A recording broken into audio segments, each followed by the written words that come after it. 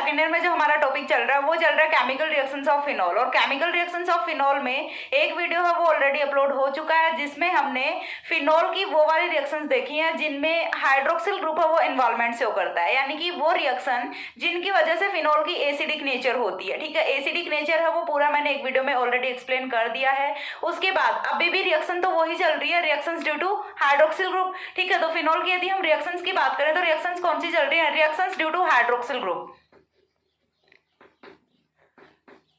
Reactions due to hydroxyl group. क्योंकि मैंने पूरा का पूरा एक्सप्लेन किया हुआ है प्रीवियस वीडियो में कि फिनोल है वो कौन से टाइप की रिएक्शंस देता है, किस किस तरह से फिनोल की रिएक्शंस होती हैं। बेंजीन रिंग की वजह से अलग टाइप की रिएक्शंस देता है, कंडेंसेशन रिएक्शंस है वो अलग देता है, और हाइड्रोक्सिल ग्रुप की वजह से अलग रिएक्शंस देता है। जिसमें हमारी जो सबसे फर्स्ट वाली रिएक्शंस है वो होती है हाइड्रोक्सिल ग्रुप की वजह से होने वाली रिएक्शंस।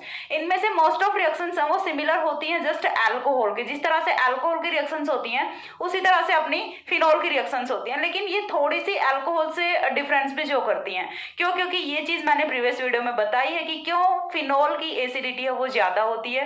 तो यहाँ पे कुछ कुछ फैक्टर्स हैं वो डिफरेंट भी होते हैं अल्कोहल से। ठीक है, तो इस वीडियो में हम डिस्कस करेंगे वो वाले रिएक्शंस जिनमें H पॉजिटिव है वो एलिमिनेट करता है और फिनोक्साइड आयन की फॉर्मेशन होती है। उससे पहले एक चीज मैं आप लोगों के साथ यहाँ पे डिस्कस करना चाहती हूँ, क्योंकि देखिए कमेंट सेक्शन में बहुत सारे क्वेश्चन है वो पूछे जाते हैं बच्चों से। ठीक है, बच्चे क्वेश्चन है वो पूछते हैं तो उनका आंसर जब मैं रिटर्न करके देती हूँ, जब मैं जैसे टेक्स्ट में रिप्लाई करती हूँ, तो आई थिंक आप लोगों को इतना अच्छे से नहीं समझ आता होगा, आ भी जाता होगा, लेकिन मुझे वो सेटिस्फैक्शन नहीं मिलती, क्योंकि मेरे को ऐसा ही लगता है पता नहीं बच्चे को समझ आया है या फिर नहीं आया। तो उस चीज के लिए मैंने ये सोचा है कि आप लोग ना क्वेश्चन है वो कमेंट सेक्शन में डाल दो। उसके बाद जैसे ही 4 या 5 क्वेश्चन हो जाते हैं, यानी कि 15-20 मिनट का एक वीडियो बनने जितना मटेरियल हो जाता है, इतने क्वेश्चन हो जाते हैं, तो तब मैं एक वीडियो में सारे के सारे क्वेश्चंस हैं वो एक्सप्लेन कर दूं। जैसे जैसे क्वेश्चंस आते जाएंगे मैं वीडियो में क्वेश्चंस को एक्सप्लेन करती जाऊंगी, क्योंकि अब ऐसा तो पॉसिबल है नहीं कि एक क्वेश्चन आया और मैंने उसी पे सेपरेट वीडियो बना दिया।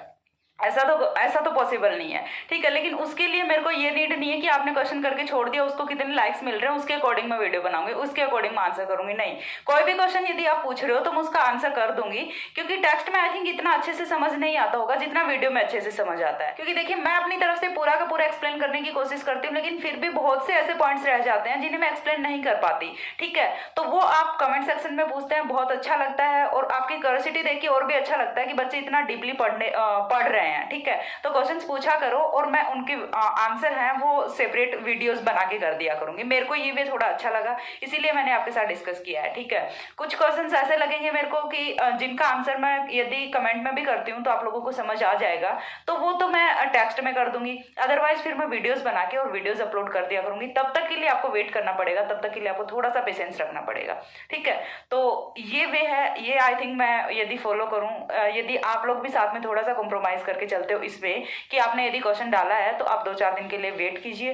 ठीक है, जब तक 4-5 क्वेश्चंस नहीं हो जाते तब तक आप वेट कीजिए, फिर मैं आपको एक वीडियो में बहुत अच्छे से जितना मेरे से पॉसिबल हो सकेगा ना मैं एक्सप्लेन कर दूंगी। ठीक है, तो अब आते हैं अपने टॉपिक पे। ये तो थी मैंने बात जो डिस्कस करनी थी वो मैंने कर दिया। अब आप लोगों को यदि ठीक लगे तो कमेंट सेक्शन में बता देना, अदरवाइज तो जो अपना चल रहा है मैं टेक्स्ट में आपको रिप्लाई कर दिया करूंगी यदि आप लोगों को समझ आ जाता है तो। ठीक है, लेकिन मेरे को लगा कि मैं सेटिस्फाई नहीं होती वैसे आंसर करके, क्योंकि जितना मैं बोल के एक्सप्लेन कर पाती हूँ उतना अच्छे से आई थिंक टेक्स्ट में एक्सप्लेन नहीं कर पाती हूँ, क्योंकि बहुत सारी ऐसी चीजें होती है जिन्हें मैं लिख के एक्सप्लेन नहीं कर सकती जितना मैं बोल के कर सकती हूँ। ओके, तो अब आते हैं अपने टॉपिक पे। और ये चीज़ मैंने वीडियो के स्टार्टिंग में इसलिए बोली है क्योंकि मेरे को जो भी चीज़ें बोलनी होती है मैं वीडियो के लास्ट में बोलती हूँ। ठीक है, तो लास्ट में जब मैं कुछ भी बोलती हूँ तो बच्चों का कोई कमेंट ही नहीं आता, तो मेरे को लगता है कि लास्ट तक कोई मेरी वीडियोस को देखता ही नहीं है, तो इसलिए मैंने सोचा चलो स्टार्टिंग में बोल के देख लेते हैं, तो इसीलिए मैंने बोला है। ठीक है, जो भी हो मेरे को कमेंट सेक्शन में बता देना, और नहीं भी मन है तो भाई मत बताओ, मैं जिस हिसाब से चल रही हूँ वो मैं चलती रहूंगी। ओके, तो देखिए यहाँ से reactions due to hydroxyl group, तो हाइड्रोक्सिल ग्रुप की वजह से होने वाले रिएक्शंस हैं, उनमें से सबसे पहले हमने देखी एसिडिटी, एसिडिक नेचर है उसको हमने फिनोल की को एक्सप्लेन कर दिया। अब एसिडिक नेचर की वजह से होने वाले रिएक्शंस कौन कौन सी होती हैं, कौन कौन सी ऐसी रिएक्शंस होती हैं जिनमें फिनोल है वो H पॉजिटिव रिलीज करता है, देन फिनोक्साइड आयन की फॉर्मेशन करता है। तो कौन कौन सी ऐसी रिएक्शंस होती हैं वो हम यहाँ पे देखने वाले हैं। ठीक है, तो सबसे फर्स्ट जो रिएक्शन यहाँ पे आती है वो आती है reaction with sodium metal, reaction with sodium metal. और ये वाली रिएक्शन है ये जस्ट सिमिलर किसकी होती है? अल्कोहल की तरह ही होती है। अल्कोहल की रिएक्शन भी हमने कराई है, वहां से भी H2 गैस रिलीज होती है, यहाँ से भी H2 गैस रिलीज होती है। तो यहाँ से देखिए, जब हम फिनोल की रिएक्शन है वो कराते हैं सोडियम मेटल के साथ, तो हमने यहाँ पे 2 मॉलिक्यूल्स ऑफ फिनोल रखने हैं और साथ में 2 सोडियम मेटल्स रखने हैं यहाँ पे। तो यहाँ से होगा क्या, H2 गैस है वो तो रिलीज होती है और साथ में फिनॉक्साइड आयन की फॉर्मेशन होती है। साथ में फॉर्मेशन किसकी होती है, फिनॉक्साइड आयन की। रिएक्शन का ड्राइविंग फोर्स है वो देखिए यहाँ से डबल डबल होता है। क्या, पहली चीज तो यहाँ से H2 गैस रिलीज हो रही है, गैसेस मॉलिक्यूल्स रिलीज होते हैं, दैट मीन्स रिएक्शन है वो ऑलवेज कहाँ पे जाएगी, फॉरवर्ड डायरेक्शन में जाएगी। दूसरा पॉइंट यहाँ पे कि यहाँ से फिनॉक्साइड आयन की फॉर्मेशन हो रही है जो कि कॉन्जुगेशन से रेजोनेंस से स्टेबल होता है। तो यहाँ पे दोनों ही मोस्ट इंपॉर्टेंट मोस्ट स्टेबल वाले फैक्टर्स वो अप्लाई हो रहे हैं, तो रिएक्शन है वो बहुत ही इजीली हो जाती है। यहाँ से H2 गैस है वो एलिमिनेट होती है। ठीक है, सेकंड रिएक्शन है वो हम कराते हैं, समझ तो आई थिंक आ गया होगा कि किस तरह से यहाँ से चलिए बता देती हूँ अच्छे से। सोडियम है, ठीक है, सोडियम है वो अपना क्या करता है, एक इलेक्ट्रॉन रिलीज करता है, Na पॉजिटिव में कन्वर्ट हो जाता है। ठीक है, फिनोल है, PHOH लिख दूं, फिनोल है वो क्या करेगा, PHO नेगेटिव की फॉर्मेशन करेगा प्लस H पॉजिटिव की फॉर्मेशन करेगा। यहाँ से ये एक इलेक्ट्रॉन जाएगा किसके पास, H के पास, तो ये H पॉजिटिव के पास, तो इसे कन्वर्ट किस में कर देगा, हाइड्रोजन एटम में कन्वर्ट कर देगा। अभी ये क्या था, प्रोटॉन था, अभी ये कन्वर्ट किस में हो गया, हाइड्रोजन एटम में कन्वर्ट हो गया। भाई ये पैरेट्स हैं, ये बहुत डिस्टर्ब करते हैं, सो सॉरी फॉर दैट। अब ये नेचर की चीज़ है, इसे का मैं कुछ नहीं कर सकती, आप लोग भी जानते हैं।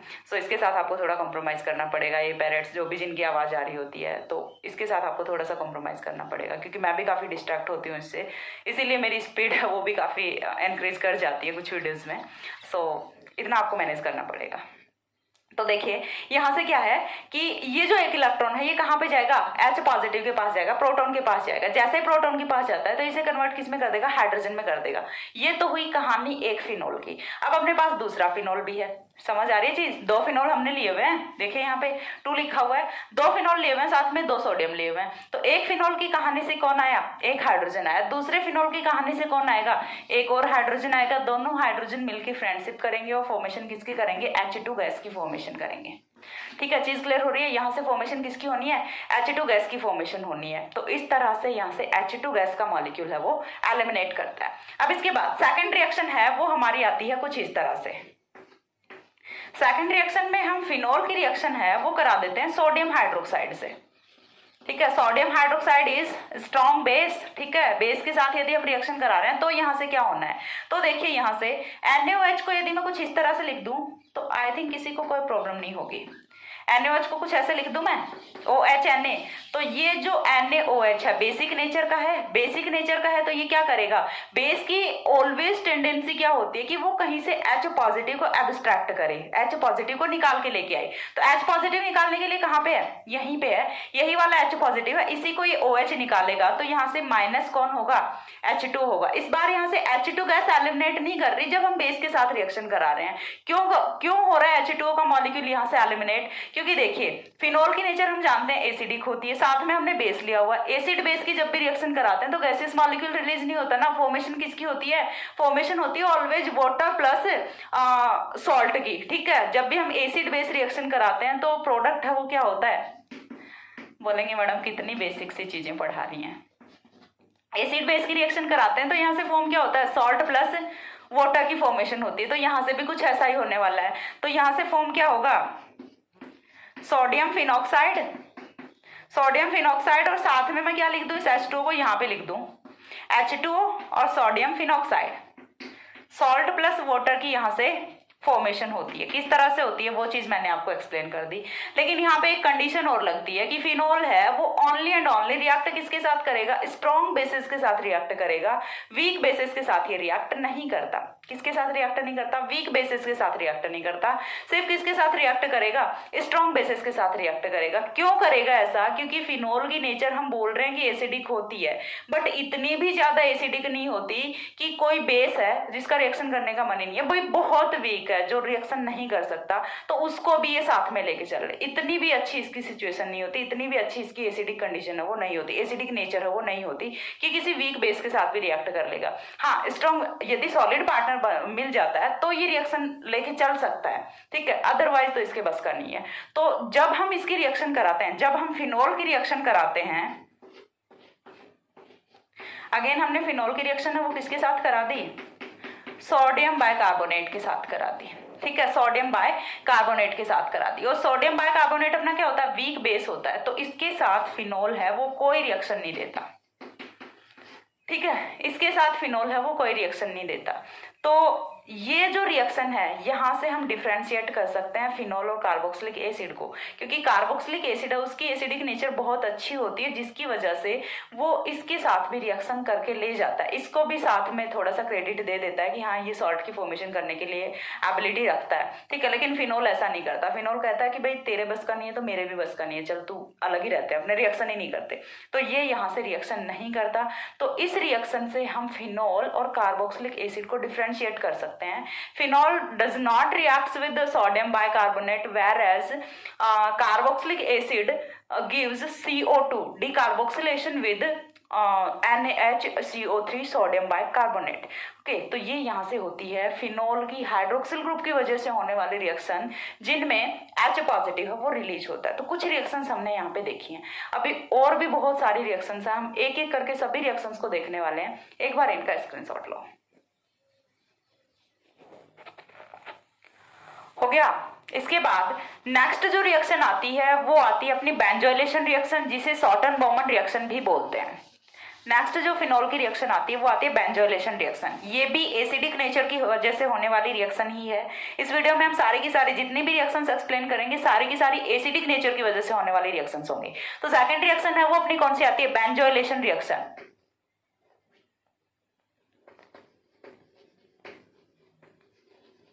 बेंजोइलेशन रिएक्शन, और नेम रिएक्शन है ये जिसे हम क्या बोलते हैं, सॉटन Bowman reaction. सॉटन Bowman reaction,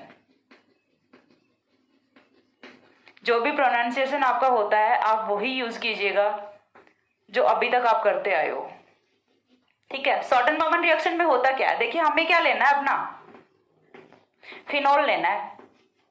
phenol की रिएक्शन है किसके साथ करानी है, बेंजोइल क्लोराइड के साथ करानी है, ठीक है। बेंजोइल क्लोराइड क्या होता है, Cl C double bond O C6H5, ये क्या होता है, बेंजोइल क्लोराइड होता है।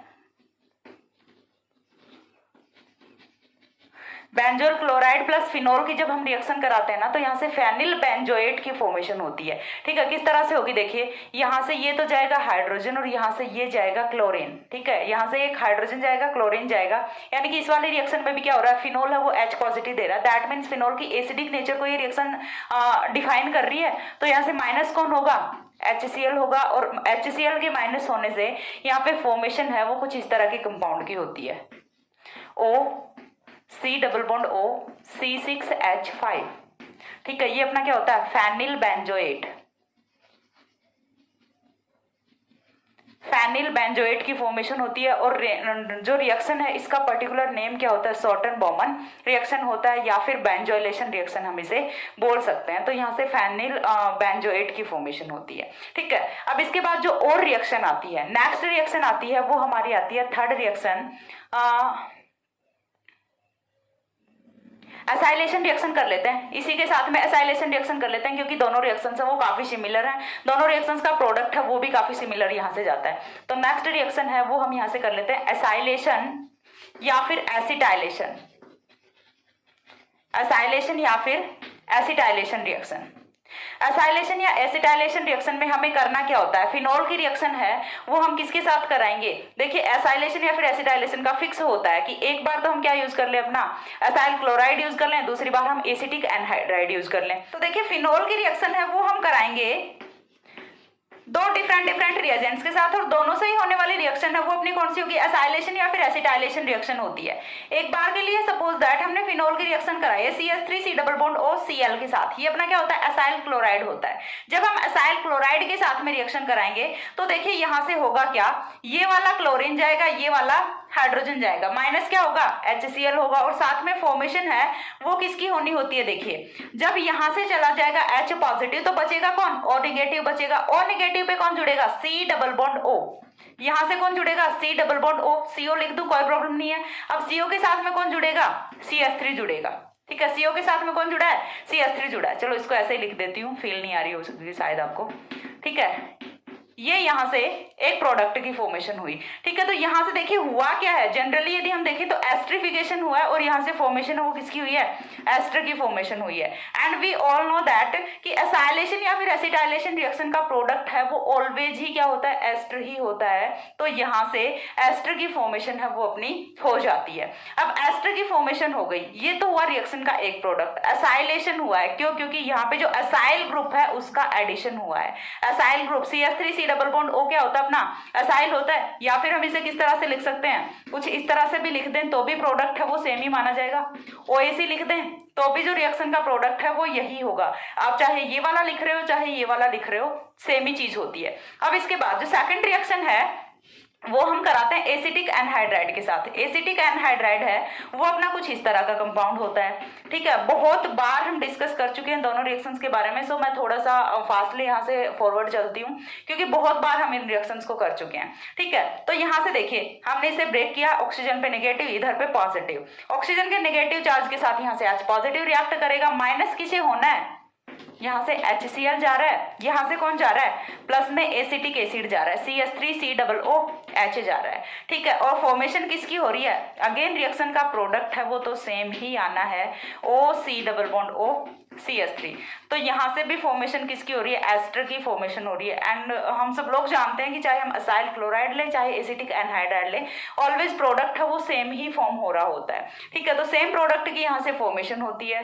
तो और यहाँ पे इस रिएक्शन की जो डिफरेंट चीज होती है वो क्या होती है, जनरली जब भी हम एसाइलेशन रिएक्शन कराते हैं, जब भी हम एसाइलेशन या फिर एसिटाइलेशन रिएक्शन कराते हैं तो किसकी प्रेजेंस में कराते हैं, लुईस एसिड्स की प्रेजेंस में कराते हैं।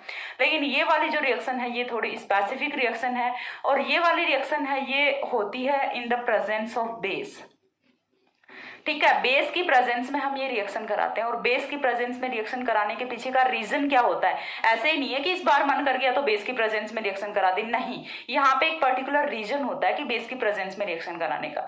ये वाली जो रिएक्शन है ये भी बेस की प्रेजेंस में होती है, और ये वाली रिएक्शन से बेस की प्रेजेंस में क्यों हो रही है, तो रीजन क्या है इस चीज का कि रिएक्शन है उन्हें बेसिक मीडियम की रिक्वायरमेंट होती है। तो रीजन की यदि मैं बात करूं यहाँ से, तो देखिए यहाँ से कौन एलिमिनेट हो रहा है, HCl एलिमिनेट हो रहा है। यहाँ से कौन एलिमिनेट हो रहा है, CH3 COOH एलिमिनेट हो रहा है। यहाँ से भी कौन एलिमिनेट हो रहा है, HCl एलिमिनेट हो रहा है। और यहाँ से एसिडिक मॉलिक्यूल्स हैं वो एलिमिनेट हो रहे हैं। तो यदि हम यहाँ पे बेस की प्रेजेंस नहीं लेते तो क्या होगा कि ये एसिडिक मॉलिक्यूल्स हैं, ये अगेन इस प्रोडक्ट पे अटैक करेंगे और वापस से यहाँ पे आ जाएंगे। क्यों आ जाएंगे, क्योंकि देखिए सपोज दैट यहीं पे हम यदि HCl का अटैक कराते हैं, ठीक है, हमने यहीं पे यदि HCl का अटैक कराया तो वो कहाँ पे करेगा, यहीं पे करेगा ना, HCl, और अगेन जो हमारी रिएक्शन है वो बैकवर्ड डायरेक्शन में आ जाएगी। यदि हम यहीं पे अगेन HCl का अटैक कराते हैं तो यही एक साइट होती है HCl का अटैक करने के लिए, बाकी तो कोई साइट ही नहीं होती। और यदि रिएक्शन में पड़ा है HCl तो वो तो अटैक करेगा भाई, वो तो नहीं मानने वाला, वो तो अटैक करेगा ही करेगा। तो उसका इलाज करने के लिए उस HCl को HCl की फॉर्म में छोड़ते ही नहीं है। ठीक है, क्यों नहीं छोड़ते, क्योंकि देखिए हमने क्या लिया हुआ है, बेस लिया हुआ है, और HCl या फिर एसिड, यहाँ से भी कौन आ रहा है, अपना एसिटिक एसिड आ रहा है। तो साथ में फॉर्मेशन किसकी हो रही है, एसिड की हो रही है। हमने क्या लिया हुआ है, बेस लिया हुआ है। ठीक है, बेस की प्रेजेंस हम ऑलरेडी लेके चल रहे हैं, एसिड है वो रिएक्शन के ड्यूरिंग फॉर्म हो रहा है। तो एसिड और बेस रिएक्शन करके फॉर्मेशन किसकी कर लेंगे, सॉल्ट प्लस वाटर की फॉर्मेशन कर लेंगे, ताकि रिएक्शन का जो प्रोडक्ट यील्ड है वो हमें कुछ अच्छा ऑब्टेन हो सके, यहाँ से हमें हमारा जो प्रोडक्ट हमें चाहिए वो ऑब्टेन हो सके। वरना तो रिएक्शन है वो कैसे चलेगी, इक्विलिब्रियम पे चलेगी। अगेन बता रही हूँ कि बेस हम इसलिए यूज करके चल रहे होते हैं ताकि यहाँ पे जो बनने वाला एसिड है वो साथ के साथ में एब्जॉर्ब होता रहे, बेस उसके साथ रिएक्ट करके और साथ में सॉल्ट प्लस वाटर की फॉर्मेशन करता रहे। अदरवाइज तो ये जो एसिड यहाँ पे बन रहा है ये प्रोडक्ट को अगेन क्लीवेज करके रिएक्टेंट में कन्वर्ट कर देता है। चीज क्लियर हो रही है, तो इसीलिए हम यहाँ पे एसिडिक मीडियम है उसका यूज करते हैं। चीज क्लियर हुई, तो इतना एक बार स्क्रीनशॉट लीजिए, देन नेक्स्ट रिएक्शन है वो एक्सप्लेन करती हूँ।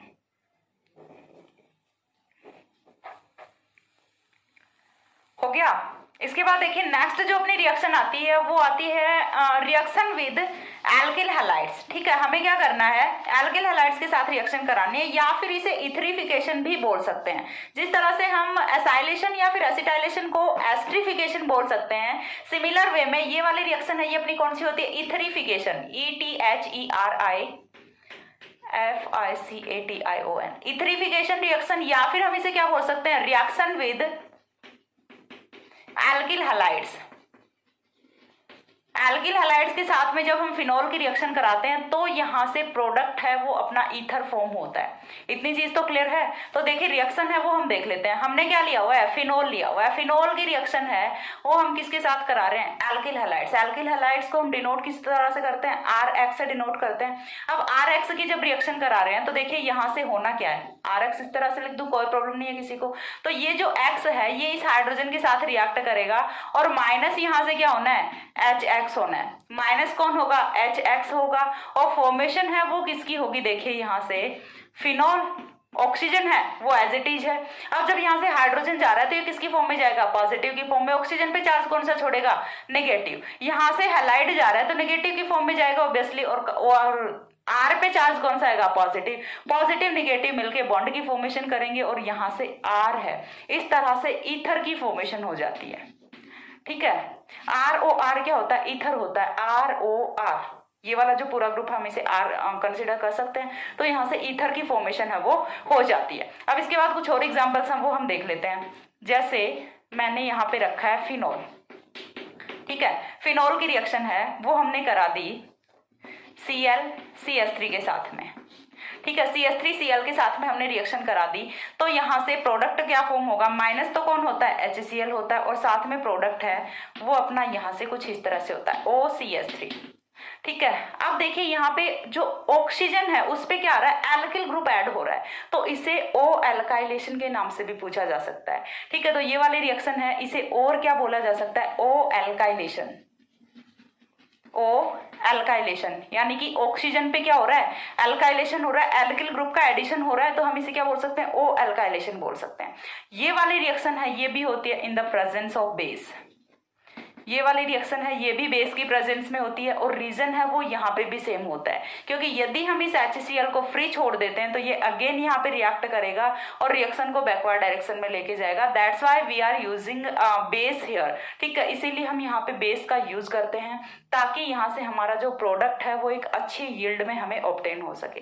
तो ये होता है इथरिफिकेशन रिएक्शन या फिर रिएक्शन विद एल्किल हैलाइड्स, या फिर हम इसे O एल्काइलेशन भी बोल सकते हैं, क्योंकि ऑक्सीजन पे एल्किल ग्रुप है वो यहाँ पे ऐड हो रहा होता है। ठीक है, इसके बाद नेक्स्ट रिएक्शन जो हमारी आती है वो आती है रिएक्शन विद PCl5।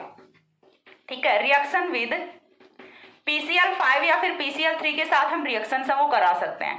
मैं यहाँ पे एक रिएक्शन करा के बता रही हूँ PCl5 वाली। PCl3 के साथ रिएक्शन है वो भी आप करा सकते हैं, जस्ट सिमिलर रिएक्शन होती है अल्कोहल के। ठीक है, PCl3 के साथ रिएक्शन है वो खुद से ट्राई करना, मैं PCl5 के साथ रिएक्शन है वो आपको करके बता रही हूँ। PCl5 के साथ रिएक्शन कराएंगे, अगेन देखिए हमने क्या लिया हुआ है, फिनोल लिया हुआ है। फिनोल को मैं कुछ इस तरह से लिख दूं, साथ में हमने क्या लिया हुआ है, PCl5 लिया हुआ है, Cl PCl5 हो गया। इस तरह से कुछ काट दीजिए। तो यहां से फॉर्मेशन किसकी होनी है, देखिए सबसे पहली चीज तो फॉर्मेशन किसकी होनी है, इसको रिंग को सीधा कर दो, किसी को कोई प्रॉब्लम नहीं होगी। फॉर्मेशन किसकी होगी, देखिए यहाँ से क्लोरीन एल्किल हैलाइड की, एरिल हैलाइड की यहाँ से फॉर्मेशन होती है, जो कि अपना कौन सा होता है, क्लोरोबेंजीन होता है। तो यहाँ से फॉर्मेशन किसकी हो रही है, क्लोरोबेंजीन की फॉर्मेशन हो रही है। साथ में अपना जो कि ऑलवेज फॉर्म होता है POCl3 प्लस HCl की यहाँ से फॉर्मेशन होती है। ठीक है, तो यहाँ से क्लोरोबेंजीन की फॉर्मेशन होती है, ये इंपॉर्टेंट होता है। अब आप यहाँ से ये पॉइंट नोटिस कीजिए कि अभी तक जो हम रिएक्शंस देख रहे थे उनमें हम क्या कर रहे थे कि यहाँ से H पॉजिटिव निकाल रहे थे। इस बार हमने H पॉजिटिव नहीं निकाला, इस बार हमने पूरा हाइड्रोक्सिल है उसी की रिएक्शन करा दी। ठीक है, कुछ रिएक्शंस हमने यहाँ पे देखी कि जिनमें केवल H पॉजिटिव है वो बाहर जा रहा था, यानी कि एसिडिक नेचर की वजह से होने वाली रिएक्शंस। लेकिन यहाँ पे कुछ रिएक्शंस ऐसे भी हैं जहां पे हाइड्रोक्सिल है वो कंप्लीटली एलिमिनेट कर जाता है और प्रोडक्ट है वो कुछ डिफरेंट यहाँ से ऑब्टेन होता है, जैसे हमने यहाँ से ऑब्टेन किया क्लोरोबेंजीन। सेम ही क्लोरोबेंजीन है वो जब हम PCl3 के साथ रिएक्शन कराएंगे तो भी यहाँ से क्लोरोबेंजीन की ही फॉर्मेशन होती है। हमें सिर्फ मॉलिक्यूलर रेशियो है वो चेंज करना होता है, जो कि आप लोगों को पता है, ठीक है, कि क्या हमें रेशियो यहाँ पे रखना होता है। जो हमने अल्कोहल में रखा है सेम रेशियो यहाँ पे भी रखना होता है, ठीक है। तो ये वाले जो रिएक्शंस है इनका स्क्रीनशॉट लीजिए। देन 2-3 रिएक्शंस बची हैं उन्हें भी हम इसी वीडियो में कंप्लीट करते हैं, जो कि होती है हाइड्रोक्सिल ग्रुप की वजह से। हो गया। इसके बाद देखिए नेक्स्ट रिएक्शन आती है हमारी, वो आती है रिएक्शन विद अमोनिया, ठीक है। इसमें भी जो कंसिडरेशन है वो किसका होता है, हाइड्रोक्सिल ग्रुप का होता है, लेकिन यहाँ से H पॉजिटिव है वो एलिमिनेट नहीं करता, यानी कि ये वाली रिएक्शन है ये फिनोल की एसिडिक नेचर को तो बिल्कुल भी शो नहीं करती, ठीक है। तो नेक्स्ट रिएक्शन है वो हमारी आती है रिएक्शन विद अमोनिया, ठीक है। हमें फिनोल की रिएक्शन है वो किसके साथ करानी है, अमोनिया के साथ रिएक्शन करानी है। तो यहाँ से प्रोडक्ट है वो क्या होगा और किस तरह से रिएक्शन होती है वो चीज हम देख लेते हैं। हमने रिएक्शन करानी है फिनोल प्लस अमोनिया की। अमोनिया को मैं HNH2 लिख दूं, NH3 को यदि HNH2 लिख दूं तो शायद आप लोगों को कोई प्रॉब्लम नहीं होगी यहाँ से, ठीक है। तो यहाँ से देखिए H2O का मॉलिक्यूल है वो एलिमिनेट करता है, H2O का मॉलिक्यूल एलिमिनेट करता है और फॉर्मेशन है वो यहाँ से होती है एनिलीन की, जो कि एक एरोमेटिक एमीन होता है। चीज क्लियर हो रही है। यहाँ से कौन जा रहा है, हाइड्रोक्सिल जा रहा है, यहाँ से कौन जा रहा है, हाइड्रोजन जा रहा है। तो यहाँ से H2O का मॉलिक्यूल एलिमिनेट होता है और यहाँ से ये वाला जो NH2 ग्रुप है ये शिफ्ट कहाँ पे कर जाता है, बेंजीन रिंग पे शिफ्ट कर जाता है। देखिए इस रिएक्शन में आप मॉलिक्यूल्स की नेचर को बिल्कुल भी कंसिडर मत कीजिए, क्योंकि हर रिएक्शन होती है, हर रिएक्शन का अपना डिफरेंट यहाँ पे एस्पेक्ट होता है, डिफरेंट कॉन्सेप्ट होता है, ठीक है। यदि आप यहाँ से नेचर वाइज चलोगे तो फिनोल की नेचर कैसी होती है, एसिडिक नेचर होती है, जबकि ammonia we all knows that ammonia has basic nature, ठीक है। लेकिन यहाँ पे तो अमोनिया की बेसिक नेचर नहीं है ना, अमोनिया की बेसिक नेचर है, दैट मीन्स इसे क्या करना चाहिए, अपना लॉन पेयर ऑफ इलेक्ट्रॉन है वो डोनेट करना चाहिए, बट यहाँ पे अमोनिया ऐसा नहीं कर रहा। अमोनिया क्या कर रहा है, हाइड्रोजन को डोनेट कर रहा है, ठीक है, H पॉजिटिव को डोनेट कर रहा है। तो यहाँ पे यदि आप नेचर पे जाके रिएक्शन को करते हो तो रिएक्शन है वो आप कभी कंप्लीट नहीं कर पाओगे। लेकिन एक्चुअल में रिएक्शन ऐसे ही होती है कि जब हम फिनोल की रिएक्शन करा रहे होते हैं, फिनोल की रिएक्शन जब हम करा रहे होते हैं अमोनिया के साथ, तो यहाँ से वाटर मॉलिक्यूल है वो एलिमिनेट होता है और साथ में एनिलीन की फॉर्मेशन होती है। And aniline is an aromatic amine, ठीक है। तो यहाँ से अमीन की फॉर्मेशन हो रही होती है। फॉर्मेशन किसकी हो रही है, अमीन की हो रही है। तो यहाँ से अमोनिया की हम बेसिक नेचर को कंसीडर नहीं करके चल रहे, एक तरीके से हमने क्या किया, अमोनिया पे सब्सटीट्यूशन किया है, किसका, इस बेंजीन रिंग का अमोनिया पे सब्सटीट्यूशन किया है।